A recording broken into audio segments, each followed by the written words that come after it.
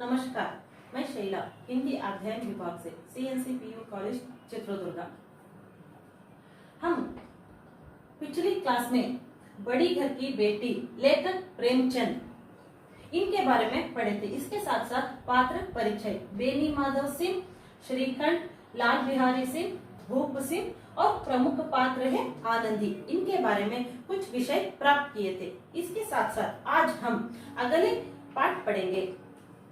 ನಾವು ನಿನ್ನೆಯ ತರಗತಿಯಲ್ಲಿ ಪಾಠ ಬಡಿ ಘರ್ ಕಿ ಬೇಟಿ ಲೇಖಕರಾದ ಪ್ರೇಮಚಂದ್ ಮತ್ತೆ ಈ ಪಾಠದಲ್ಲಿ ಬರುವಂತಹ ಕೆಲವು ಪಾತ್ರ ಪರಿಚಯಗಳನ್ನ ನೋಡಿದ್ವಿ।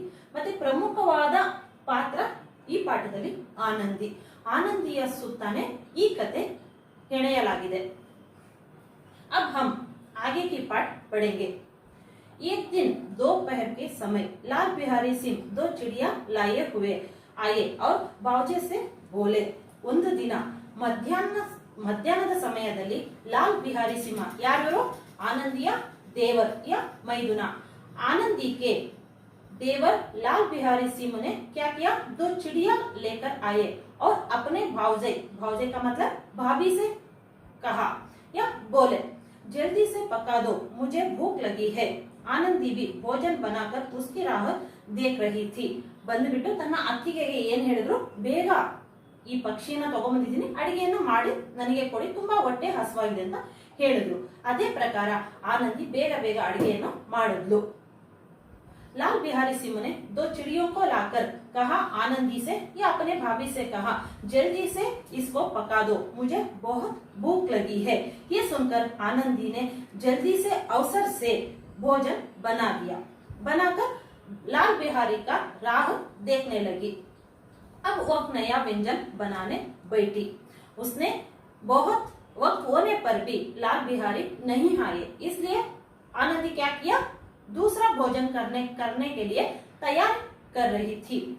हांडी में देखा, अब वह नया व्यंजन बनाने बैठी। हांडी में देखा तो घी पाव भर से अधिक ना था। हांडी में देखा या एक कटोरी में देखा, पाव भर से अधिक घी नहीं थी। ಒಂದು ಪಾತ್ರೆಯಲ್ಲಿ ನೋಡಿದ್ದು ತುಪ್ಪ ಎಷ್ಟಿತ್ತು, ತುಂಬಾ ಕಮ್ಮಿಯಾಗಿತ್ತು, ಜಾಸ್ತಿ ಏನು ಇರಲಿಲ್ಲ। बड़े घर की बेटी किफायत क्या जाने, उसने सब घी मांस में डाल दिया। लाल बिहारी खाने बैठा तो दाल में घी ना था। बोला, दाल में घी क्यों नहीं है, क्यों नहीं छोड़ा। घर की बेटी बड़े घर की बेटी किफायत क्या जाने, घीಯ ಅಂದ್ರೆ ತುಪ್ಪದ ಬೆಲೆ ಇವಳಿಗೇನು ಗೊತ್ತಿತ್ತು, ದೊಡ್ಡ ಮನೆಯಿಂದ ಬಂದ ಸೊಸೆ ಇವಳು, ಅವ್ರ ಮನೆಯಲ್ಲಿ ತುಂಬಾ ಇರ್ತಾ ಇತ್ತು, ಎಲ್ಲಾ ವಸ್ತುಗಳು ಇಲ್ಲ ಅಡಿಗೆ ಸಾಮಾನುಗಳು ಜಾಸ್ತಿನೇ ಇರ್ತಿತ್ತು, ಇವಳಿಗೆ ಇದರ ಅಂದಾಜು ಇರಲಿಲ್ಲ। ಇವರ ಮನೆಯಲ್ಲಿ ಕಮ್ಮಿ ಇರುತ್ತೆ, ನಾನು ಕಮ್ಮಿ ಸ್ವಲ್ಪ ಸ್ವಲ್ಪವಾಗಿ ಅದನ್ನ ಯೂಸ್ ಮಾಡ್ಬೇಕು ಅನ್ನೋದು। ಇವಳು ಏನ್ ಮಾಡೋದು, ಮಾಂಸದ ಅಡಿಗೆಗೆ ಆ ಇರುವ ತುಪ್ಪ ಎಲ್ಲ ಹಾಕ್ಬಿಟ್ಲು, ತುಪ್ಪನ ಸುರಿದ್ಬಿಟ್ಲು। लाल बिहारी खाने बैठा तो दाल में घी ना था। बोला, दाल में घी क्यों नहीं छोड़ा। ಇವನು ಲಾಲ್ ಬಿಹಾರಿ ಬಂದ್ಬಿಟ್ಟು ಮನೆಯಲ್ಲಿ ಊಟಕ್ಕೆ ಕುತ್ಕೊಂಡ, ಅವಾಗ ದಾಲ್ ಬೇರೆ ಅಡಿಗೆ ಮಾಡಿದ್ದು ಅದನ್ನ ಬಡಿಸಿದ್ಲು ಅವನಿಗೆ, ಅದರಲ್ಲಿ ತುಪ್ಪ ಇರಲಿಲ್ಲ। ಅದರಿಂದ ಅವನು ಏನ್ ಕೇಳ್ದ, ಯಾಕೆ ಅತ್ತಿಗೆ ನೀವು ಇದರಲ್ಲಿ ತುಪ್ಪವನ್ನು ಹಾಕಿಲ್ಲ। अपने भाभी से पूछा, इस दाल में क्यों घी नहीं है, कहकर पूछ लिया। आनंदी ने कहा, अब आनंदी कहती है, घी सब मांस में पड़ गया। घी सब कहाँ पड़ गया, मांस में पड़ गया। मैं मांस की क्या भोजन तैयार किया था, उसमें सारा घी डाल दिया। लाल बिहारी जोर से बोला, अभी परसों घी आया है, इतना जल्दी उठ गया। लाल बिहारी ये बात सुनकर कहा कि परसों ही हमारे घर में घी आया था, इतनी जल्दी इतना घी खाली कर दिया आपने, कहकर आनंदी से पूछा। ಮೊನ್ನೆನ ನಮ್ಮನೆಯಲ್ಲಿ ಇಷ್ಟೊಂದು ತುಪ್ಪ ಇತ್ತು, ಅದನ್ನ ನೀವು ಇಷ್ಟು ಬೇಗ ಖಾಲಿ ಮಾಡಿದೀರಾ ಅಂತ ತನ್ನ ಅತ್ತಿಗೆಗೆ ಜೋರಾಗಿ ಕೇಳ್ದ। आनंदी ने उत्तर दिया, आज तो कुल पाव भर रहा होगा, वह सब मैंने मांस में डाल दिया। आनंदी उत्तर दिया, क्या कहकर, आज तो घर में थोड़ा सा ही घी था, वो घी को मैंने क्या किया, मांस में डाल दिया। ನಮ್ಮ ಮನೆಯಲ್ಲಿ ಸ್ವಲ್ಪನೇ ಇತ್ತು, ಆದ್ರಿಂದ ಆ ತುಪ್ಪವನ್ನೆಲ್ಲ ಮಾಂಸದ ಅಡಿಗೆಗೆ ಯೂಸ್ ಮಾಡಿಬಿಟ್ಟೆ। जिस तरह सूखी लकड़ी जल्दी से जल उठती है, उसी तरह शुद्ध से बावला मनुष्य जरा सी बात पर तनिक जाता है। लाल बिहारी को बावजा की एक डटाई बहुत बुरी मालूम हुई। तिनक कर बोला, मैं मायके में तो चाहे घी की नदी बहती हो, जिस तरह सूखी लकड़ी जल्दी से जल जाती है, उसी तरह भूख से मनुष्य जल्दी क्रोधित हो जाता है। ಹೇಗೆ ಒಣಗಿದ ಕಟ್ಟಿಗೆ ಎಷ್ಟು ಬೇಗ ಬೆಂಕಿ ಹಚ್ಕೊಳ್ಳುತ್ತೆ, ಅದೇ ತರಹ ಹೊಟ್ಟೆ ಹಸಿವಿನಲ್ಲಿರುವ ಮನುಷ್ಯ ತುಂಬಾ ಬೇಗನೆ ಸಿಟ್ಟಿಗೆ ಬರ್ತಾನೆ। ಅದೇ ತರಹ ಲಾಲ್ ಬಿಹಾರಿಗೂ ತುಂಬಾನೇ ಸಿಟ್ಟು ಬಂತು। ಲಾಲ್ ಬಿಹಾರಿ को बावजे की एक डटाई बहुत बुरी मालूम हुई। ಅವಳು ಹೇಳಿದ ರೀತಿ ಇವನಿಗೆ ತುಂಬಾ ಸಿಟ್ಟನ್ನ ತರಿಸ್ತು। तनिक कर बोला, मायके में तो चाहे घी की नदी बहती है। इसको भी बहुत, लाल बिहारी को भी बहुत क्रोध आ गया। इससे कहा, आपके घर के मतलब आपके मायके घर में घी की नदी बहती है, कहकर उसने बोला। किसे? भाभी से, अपने भाभी आनंदी से कह दिया। ತನ್ನ ಮೈದುನನಾದ ಲಾಲ್ ಬಿಹಾರಿ ಅವನಿಗೆ ತುಂಬಾನೇ ಸಿಟ್ಟು ಬಂತು। ಇದರಿಂದ ಆ ಸಿಟ್ಟಿನಲ್ಲಿ ಬಂದಂತಹ ಮಾತು ಏನಾಗಿತ್ತು, ನಿಮ್ಮ ತಾಯಿ ಮನೆಯಲ್ಲಿ ಏನು ತುಪ್ಪದ ನದಿ ಹರಿಯುತ್ತಾ ಅಂತ ಹೇಳ್ಬಿಟ್ಟ ತನ್ನ ಅತ್ತಿಗೆಗೆ। स्त्री गालियां सह लेती है, मार भी सह लेती है, पर मायके की निंदा उसने नहीं सही जाती। स्त्री मार खाती है या डांट खाती है, लेकिन अपने माँ और पिता के बारे में कुछ कहे ये बात तो उन्होंने सुन नहीं लेती। ತನ್ನ ಮನೆಯವರ ಬಗ್ಗೆ, ತನ್ನ ತಾಯಿ ಮನೆ ಬಗ್ಗೆ ಏನಾದ್ರೂ ಬೈದರೆ ಅಥವಾ ಏನಾದ್ರು ಮಾತಾಡಿದ್ರೆ ಇದನ್ನ ಅವರಿಗೆ ಸಹಿಸೋದಕ್ಕೆ ಆಗಲ್ಲ। आनंदी मुंह फेर कर बोली, हाथी मार भी तो 9 लाख का, वहाँ इतना घी नित्य नाई कहर का जाते हैं। ಆನಂದಿ ಮೂಗ್ ಫೇರ್ಕರ್, ಆನಂದಿಗೆ ತುಂಬಾನೇ ಸಿಟ್ಟು ಬಂತು। ಅವಳ ಬಾಯಿಯಿಂದ ಹೊರಗೆ ಬಂದಿದ್ದು ಏನು, ನಮ್ಮ ತಾಯಿಯ ಮನೆಯಲ್ಲಿ ನಾವು ಹೊಡೆಯದಾದ್ರೆ ಆನೆಯನ್ನ ಹೊಡಿತೀವಿ, ಮತ್ತೆ ನಮ್ಮ ಮನೆಯಲ್ಲಿ, ನಿಮ್ಮ ಮನೆಯಲ್ಲಿರುವಂತಹ ತುಪ್ಪ ಏನಿದೆಯೋ ಅಷ್ಟನ್ನ ಮನೆ ಕೆಲಸಗಾರರು ತಿಂದು ಹೋಗ್ತಾರೆ, ಅದರ ಬಗ್ಗೆ ನಮಗೆ ಸ್ವಲ್ಪನೂ ಗೊತ್ತಾಗಲ್ಲ। आनंदी ने मुंह फेर कर कहा, हम तो मारने वाले किससे मारते हैं, मारते हैं किसे, बड़े हाथी को ही मारते हैं। इसके साथ साथ हम हमारे घर में नित्य नई कहर खा जाते हैं, घी को हमारे घर के नौकर खा जाते हैं, इसका पता भी हमको नहीं लगता है। लाल बिहारी जल गया। इस बात को सुनकर लाल बिहारी जल गया या क्रोधित हो गया। थाली उठाकर पलट दी और बोला, जी चाहता है जी पकड़कर खींच लो।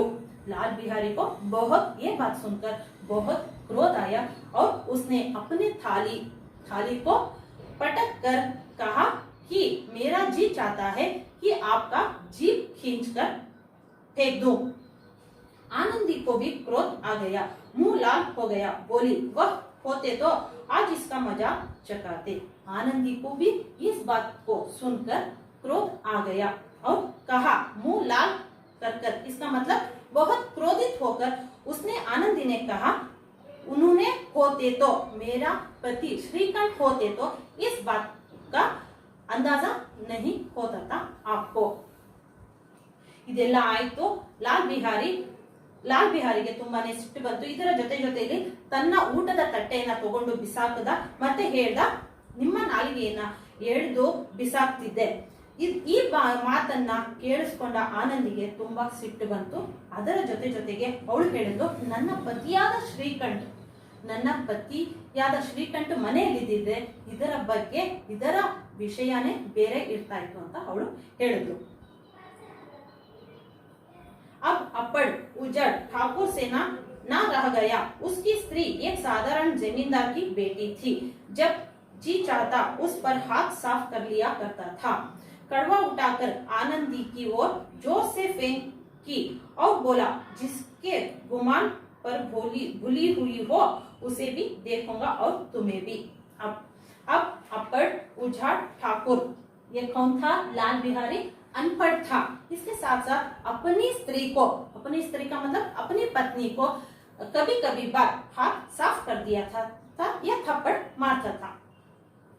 कटाऊ उठाकर आनंदी के ओर जोर से फेंक दिया। कटाव का मतलब, कटाव का अर्थ है काट की बनी ಕುಂಟಿದಾರ್ ಪದುಕ या ಕಬ್ಬಿಣದಿಂದ ಮಾಡಿದಂತಹ ಒಂದು ಪಾತ್ರೆ, ಅದನ್ನ ತಗೊಂಡು ಆನಂದಿಯ ಹತ್ತಿರ ಜೋರಾಗಿ ಎಸೆದ ಸಿಟ್ಟಿನಿಂದ। बहुत क्रोधित होकर उसने क्या किया, वहां पर रहने वाला कटाव को उठाकर आनंदी के तरफ फेंक दिया और बोला, उसके साथ साथ तुम्हारे साथ साथ मैं श्रीकंठ को भी देख लूंगा। आनंदी ने हाथ से कड़ाऊ रोकी, सिर बच गया पर उंगली में बड़ी चोट आई। आनंदी ने उस कड़ाऊ को हाथ से रोक लिया पर ಉಂಗ್ಲಿ ಮೇ ಚೋಟ್ ಆ ಗಯಿ। ಆ ಕಡಾವನ್ನ ತನ್ನ ಕೈಯಿಂದ ತಡೆದು ಅದರಿಂದ ಅವಳ ಬೆರಳಿಗೆ ಸ್ವಲ್ಪ ಗಾಯ ಆಯಿತು।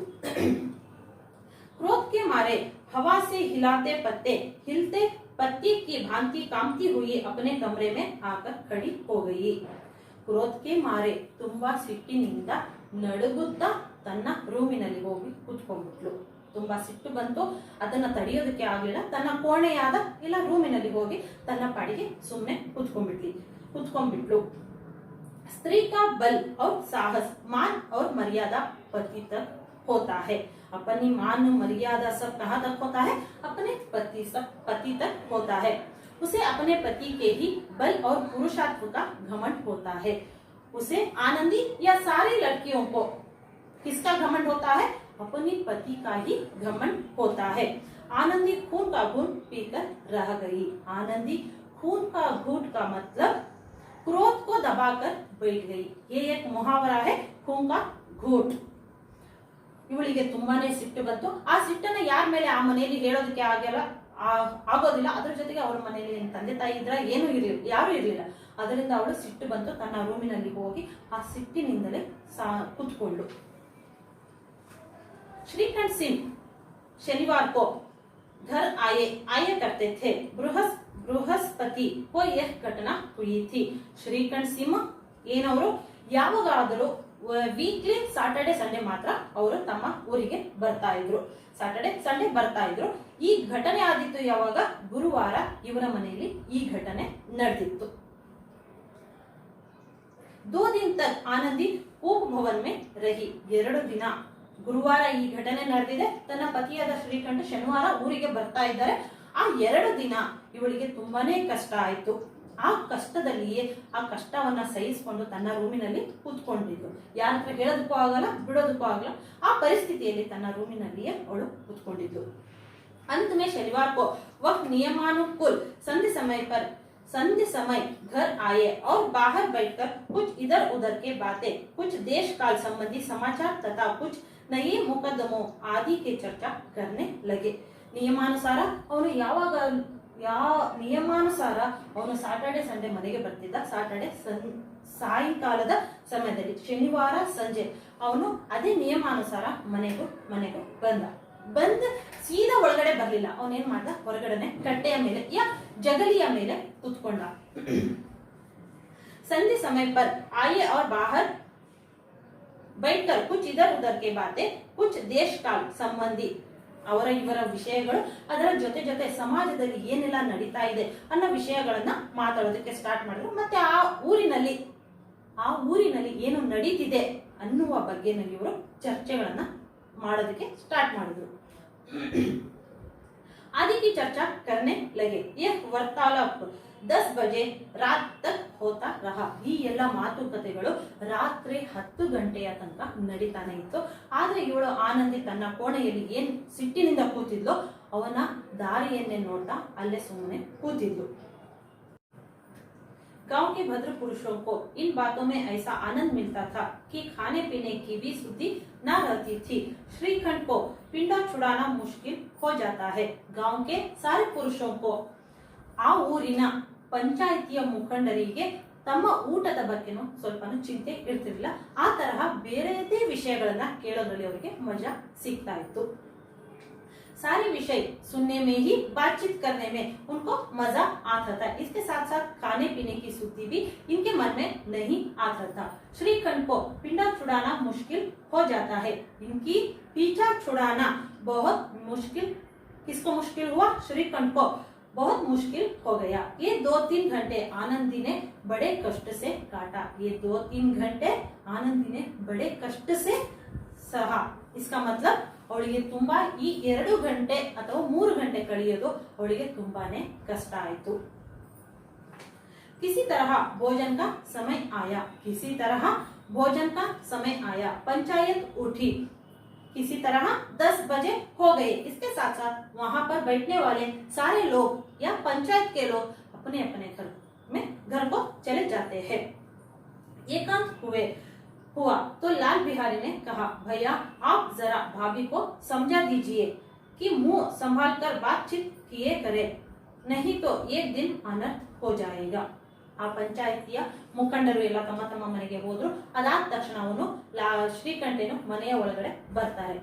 ಮನೆ ಒಳಗಡೆ ಬಂದ ತಕ್ಷಣನೇ ಲಾಲ್ ಬಿಹಾರಿ ಇವನ ಜೊತೆ ಮಾತಾಡೋದಕ್ಕೆ ಸ್ಟಾರ್ಟ್ ಮಾಡ್ದ। लाल बिहारी श्रीकंठ एकांत हो गए, अकेले हो गए। लाल बिहारी ने उनसे बातचीत प्रारंभ किया, भैया आप जरा भाभी को समझा दीजिए कि मुंह संभाल कर बातचीत करें। आप उनको मुंह संभाल कर बात करने के लिए कह दो, नहीं तो इस घर में बड़ा अनर्थ हो जाएगा। ನಿಮ್ಮ ಪತ್ನಿಯಾದ ಆನಂದಿಗೆ ಸ್ವಲ್ಪ ಮಾತನ್ನ ಕಮ್ಮಿ ಮಾಡೋದಕ್ಕೆ ಹೇಳ್ಕೊಡಿ, ಇಲ್ಲ ಅಂದ್ರೆ ದೊಡ್ಡ ಅನರ್ಥನೇ ಈ ಮನೆಯಲ್ಲಿ ನಡೆದೋಗುತ್ತೆ ಅಂತ ಲಾಲ್ ಬಿಹಾರಿ ಶ್ರೀಕಂಠ ಬಳಿ ಹೇಳಿದ್ರು। बेनी माधव सिंह ने बेटी की ओर साक्षी दी। हाँ, बहु बेटियों का एक स्वभाव अच्छा नहीं कि मर्दों के मुंह लगे। बेनी माधव अपने पुत्र के साथ ही साक्षी दी। कहने लगे, बहु बेटियां का स्वभाव किस तरह रहना चाहिए? ज्यादा बात नहीं करना चाहिए या मर्दों के मुंह नहीं लगना चाहिए। ಇವರು ಬೇನಿ ಮಾಧವ್ ತನ್ನ ಮಗನ ಹತ್ತಿರನೇ ಮಾತಾಡೋದಕ್ಕೆ ಸ್ಟಾರ್ಟ್ ಮಾಡಿದ್ರು। ಹೆಣ್ಣು ಮಕ್ಕಳು ಹೇಗಿರ್ಬೇಕಂದ್ರೆ ಗಂಡಸರ ಹತ್ತಿರ ನಿಂತ್ಕೊಂಡು ಮಾತು ಆಡಬಾರ್ದು, ಆ ಸ್ವಭಾವ ಅವರದ್ದು ಆಗಿರಬೇಕು। लाल बिहारी वह बड़े घर की बेटी है तो हमें भी कोई कुर्मी कहा नहीं है। लाल बिहारी ने कहा श्रीकंठ से, वह बड़े घर की बेटी है पर हम भी अनपढ़ या किसान लोग नहीं है। श्रीकंठ ने चिंतित स्वर में पूछा, आखिर बात क्या हुई? श्रीकंठ को इसके बारे में कुछ अंदाजा नहीं होता था। इसके साथ साथ श्रीकंठ ने पूछा लाल बिहारी से, क्या कुछ चला है? इसके बारे में तुम मुझे कह दो, आखिर बात क्या हुई? लाल बिहारी ने कहा, कुछ भी नहीं। लाल बिहारी ने श्रीकंठ से कहा, कुछ भी नहीं। यूं ही आप उलझ पड़ी। ಏನೋ ನಡೆದಿಲ್ಲ, ಮಾತಿನ ರಭಸಕ್ಕೆ ಒಂದು ಸ್ವಲ್ಪ ಮಾತುಕತೆ ನಡೀತು।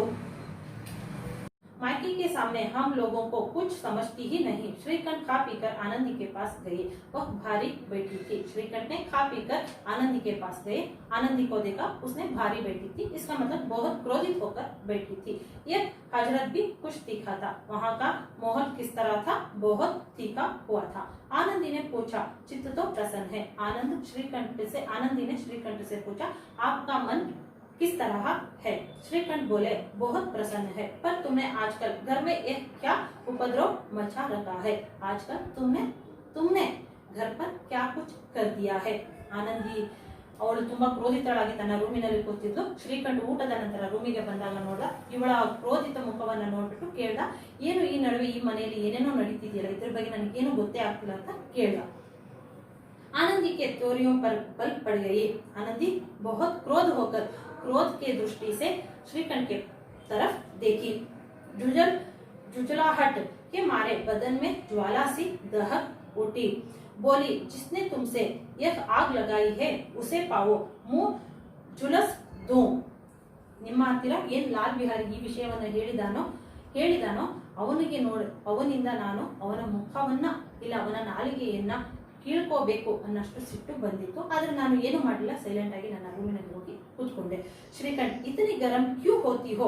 बात तो कहो। श्रीकंठ कहा, इतने गरम का मतलब इतना क्रोध क्यों होती हो? बात के बारे में कहो, क्या कुछ चला हुआ है यहाँ पर? इसके बारे में मुझे कह दो। आनंदी, क्या कहूँ? यह मेरे भाग्य का फेरा है, नहीं तो गवार छोकरा जिसका चपरासीगिरी करने का भी शाऊर नहीं, मुझे कड़ाऊ से मार कर यूं ना अकड़ता. क्या कहूं, एक मेरे भाग्य का फेರೆ, ಇದು ನನ್ನ ಭಾಗ್ಯದ ವಿಷಯ. नहीं तो गवार ಲಡ್ಕ, ಅವನು ಓದಿಲ್ಲ, ಅನಕ್ಷರಸ್ಥನಾಗಿ ನನ್ನ ಮೇಲೆ ಕೈಯನ್ನ ಎತ್ತಿದ್ದಾನೆ, ಇಲ್ಲ ಕಡಾವು ತಗೊಂಡು ನನಗೆ ಹೊಡೆಯೋದಕ್ಕೆ ಬಂದಿದ್ದ. श्रीकंठ, सब हाल साफ साफ कहो तो मालूम होगा. क्या कुछ चला है, इसके बारे में तुम साफ साफ मेरे पास कह दो. मुझे तो कुछ पता नहीं, ನನಗೆ ಇದರ ಬಗ್ಗೆ ಸ್ವಲ್ಪನೂ ಗೊತ್ತಿಲ್ಲ, ನೀನು ಅದನ್ನೆಲ್ಲ ಹೇಳಿದ್ರೆ ನನಗೆ ಅರ್ಥ ಆಗುತ್ತೆ. ಆನಂದಿ, ಈಗ ಆನಂದಿ ಹೇಳ್ತಿದ್ದಾಳೆ ಏನೆಲ್ಲ ನಡೀತು ಆ ಮನೆಯಲ್ಲಿ ಅನ್ನೋ ವಿಷಯವನ್ನ ಆನಂದಿ ಹೇಳ್ತಿದ್ದಾಳೆ. आनंदी, परसों तुम्हारे लाडले भाई ने मुझसे मांस पकाने को कहा. ಮೊನ್ನೆ ಅಂದ್ರೆ ಗುರುವಾರ ಅವನು ಏನು ಚಿಡಿಯಾವನ್ನ ತಗೊಂಬಂದ, ಅದನ್ನ ಅಡಿಗೆ ಮಾಡೋದಕ್ಕೆ ಹೇಳ್ದ. ನಾನು ಅಡಿಗೆ ತಯಾರಿ ಮಾಡೋದ್ರಲ್ಲೇ ಇದ್ದೆ. घी हांडी में पाव भर से अधिक ना था. घी हांडी में पाव भर से अधिक, थोड़ा कम था. वो सब मैंने मांस में डाल दिया. जब खाने बैठा तो कहने लगा, दाल में घी क्यों नहीं है. दाल में खाने बैठा लाल बिहारी ಊಟಕ್ಕೆ ಕೂತ್ಕೊಂಡು ಏನು ಬೇಳೆಯಲ್ಲಿ ಏನು ತುಪ್ಪ ಇಲ್ಲ ಅಂತ ಅವನು ಕೇಳ್ದ. बस इसी पर मेरे माइक को बुरा भला कहने लगा, मुझसे ना रह गया. ಈ ಚಿಕ್ಕ ವಿಷಯಕ್ಕೆ ನನ್ನ ತಾಯಿ ಮನೆಗೆ ಕೆಟ್ಟ ಮಾತುಗಳನ್ನ ಆಡೋದಕ್ಕೆ ಸ್ಟಾರ್ಟ್ ಮಾಡಿದೆ. ಇದನ್ನ ಕೇಳಿ ನನಗೆ ಸಹಿಸೋದಕ್ಕೆ ಆಗಲಿಲ್ಲ, ನಾನು ಒಂದೆರಡು ಮಾತನ್ನ ಆಡದೆ ಅಂತ ಇವಳು ಆನಂದಿ ಶ್ರೀಕಂಠಿಗೆ ಹೇಳ್ತಾ ಇದ್ದಾಳೆ. मैंने कहा कि वहां इतना घी तो नाई खा जाते हैं और किसी को जान भी नहीं पड़ता.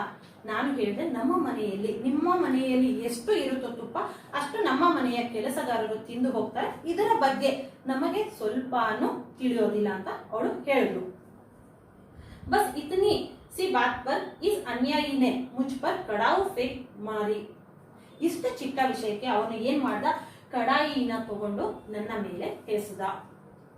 यदि हाथ से ना रोक लो तो सिर फट जाया. उसी से पूछो मैंने जो कुछ कहा वह सच है या झूठ है. ನಾನು ಕೈಯಿಂದ ಆ ಕಡಾವುವನ್ನ ತಡೆದೆ, ಅದರಿಂದ ನನ್ನ ಬೆರಳಿಗೆ ಸ್ವಲ್ಪ ಗಾಯ ಆಯಿತು. ಈ ವಿಷಯವನ್ನ ಅವನ ಹತ್ತಿರನೇ ಹೋಗ್ಬಿಟ್ಟು ಲಾಲ್ ಬಿಹಾರಿ ಹತ್ತಿರವನ್ನೇ ಕೇಳಿ ಇದು ನಿಜಾನ ಸುಳ್ಳು ಅನ್ನೋದು ನಿಮಗೆ ಅರ್ಥ ಆಗುತ್ತೆ.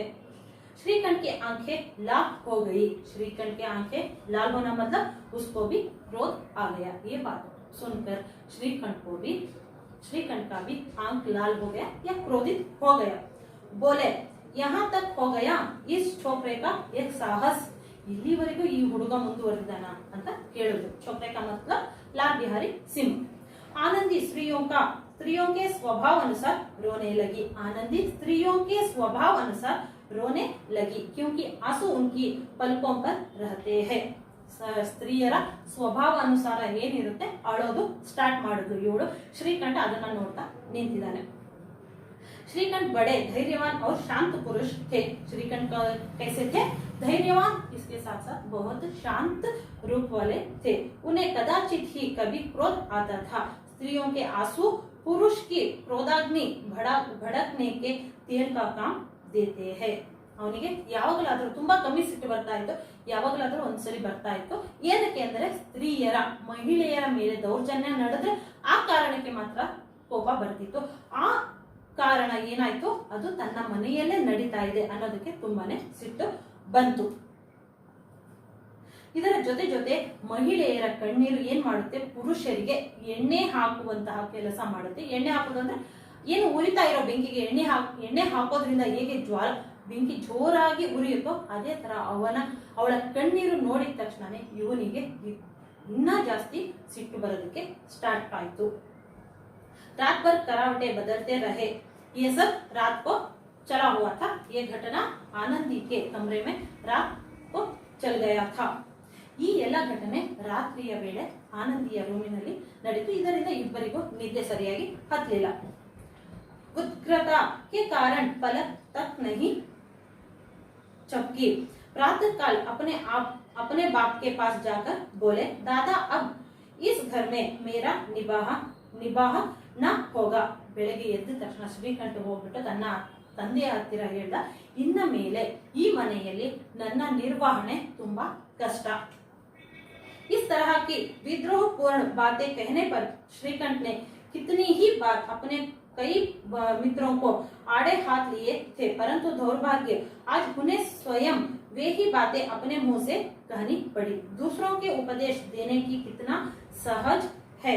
ಈ ಎಲ್ಲ ಘಟನೆಗಳು ತನ್ನ ಗೆಳೆಯರ ಮನೆಯಲ್ಲಿ ಇಲ್ಲ ತನ್ನ ಊರಿನ ಕೆಲವು ಮನೆಗಳಲ್ಲಿ ನಡೀತಾ ಇತ್ತು. ಅವಾಗ ಹೋಗ್ಬಿಟ್ಟು ಇವನು ಅವರಿಗೆ ಬುದ್ಧಿವಾದವನ್ನ ಹೇಳ್ತಿದ್ದ. ಆದರೆ ಆ ಘಟನೆನೇ ತನ್ನ ಮನೆಯಲ್ಲಿ ನಡೆಯೋದಕ್ಕೆ ಸ್ಟಾರ್ಟ್ ಆಯ್ತು. बेनी माधव सिंह घबरा उठे और बोले क्यों? बेनी माधव सिंह घबरा उठे और बोले क्यों?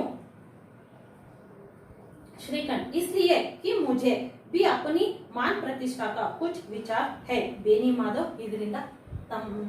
ಇದರಿಂದ ಅವರ ಮನಸ್ಸಿನಲ್ಲಿ ಭಯ ಸ್ಟಾರ್ಟ್ ಆಯ್ತು. ಎಲ್ಲಿ ಮನೆ ಬಿಟ್ಟು ಹೋಗ್ತಾನೋ ಮಗ ಅನ್ನೋದು ಭಯ ಸ್ಟಾರ್ಟ್ ಆಗಿ ಅವನು ಕೇಳ್ದ. क्यों? श्रीकंठ, इसलिए कि मुझे भी अपनी मान प्रतिष्ठा का कुछ विचार है. ननिगू मान मर्यादೆಯ ಬಗ್ಗೆ ಸ್ವಲ್ಪ ಭಯ ಇದೆ. आपके घर में अब अन्याय और हट का प्रकोप हो रहा है. ನಿಮ್ಮ ಮನೆಯಲ್ಲಿ ಅನ್ಯಾಯ ನಡೀತಿದೆ. आपके घर में बहुत अन्याय चल रहा है. जिनको बड़ों का आदर सम्मान करना चाहिए, ये घर में बड़ों का आदर सम्मान करना चाहिए, ये कुछ अब नहीं चल रहा है. वे उनका सिर चढ़ते हैं. मैं दूसरों को नौकर ठहरा घर पर रहता नहीं. मैं दो शहर जाकर नौकरी कर रहा हूँ, इसलिए यहाँ घर पर ठहरता नहीं. मेरे पीछे आनंदी को अन्याय चल रहा है. ನನ್ನ ಹಿಂದೆ ಏನೆಲ್ಲ ನಡೀತಿದೆ, ಆನಂದಿಗೆ ತುಂಬಾ ಅನ್ಯಾಯ ಆಗ್ತಿದೆ. ಇದನ್ನ ನೋಡಿ ನಾನು ಇಲ್ಲಿರೋದಕ್ಕೆ ಆಗೋದಿಲ್ಲ ಅಂತ ಅವನು ತನ್ನ ತಂದೆ ಹತ್ತಿರ ಹೇಳ್ತಾನೆ. मैं दूसरे के नौकर ठहरा घर पर रहता नहीं. यहाँ मेरे पीछे स्त्रियों पर कड़ावों और जूतों की बौछारी होती है. कड़ी बात तक चिंता नहीं. कोई एक की दो कहले वहां तक मैं सह सकता हूँ, किंतु यह कदापि नहीं सह सकता कि मेरे ऊपर लात घूस पड़े और मैं दम न मारो. ನನ್ನ ಹಿಂದೆ ಏನೆಲ್ಲ ನಡೀತಿದೆ, ಆನಂದಿಗೆ ಅನ್ಯಾಯ ಆಗ್ತಿದೆ, ಇದನ್ನ ನನ್ನಿಂದ ನೋಡೋದಕ್ಕೆ ಆಗಲ್ಲ. ಅದರಿಂದ ನಾನು ಇಲ್ಲಿರೋದಕ್ಕೆ ಇಷ್ಟ ಪಡಲ್ಲ ಅಂತ ಹೇಳ್ಬಿಟ್ಟು ಯಾರು ಶ್ರೀಕಂಠ ಹೇಳ್ತಾನೆ. बेनी माधव सिंह कुछ जवाब ना दे सके. ಈ ಮಾತನ್ನ ಕೇಳಿ बेनी माधव सिंह ಏನೂ ಮಾತಾಡಲಿಲ್ಲ. बेनी माधव सिंह इस बात को सुनकर कुछ भी जवाब नहीं दे सके. श्रीकंठ सदैव उनका आधार करता था. श्रीकंठ अपने पिता का आधार करता था. उनके ऐसे तेवर देखकर बूढ़ा ठाकुर आवाह रह गया. ऐसा व्यवहार, इस घर में चलने वाला ऐसा व्यवहार को देखकर बूढ़ा ठाकुर कौन है यहाँ? बेनी माधव सिंह आश्चर्य से देखने रहे. केवल इतनी ही बोला, बेटा तुम बुद्धिमान होकर ऐसी बात करते हो. स्त्रियों इस तरह घर नाश कर देती है. उनको बहुत सिर चढ़ाना अच्छा नहीं. ये बात सुनकर बेनी माधव सिंह ने कहा, बेटा तुम बुद्धिमान हो, तुमको बहुत बुद्धि है. इस बात का तुम अंदाजा करो, इससे घर सर्वनाश हो सकता है, कहकर बेनी माधव सिंह ने कहा. अगले पार्ट अगले क्लास में देखेंगे. Thank you.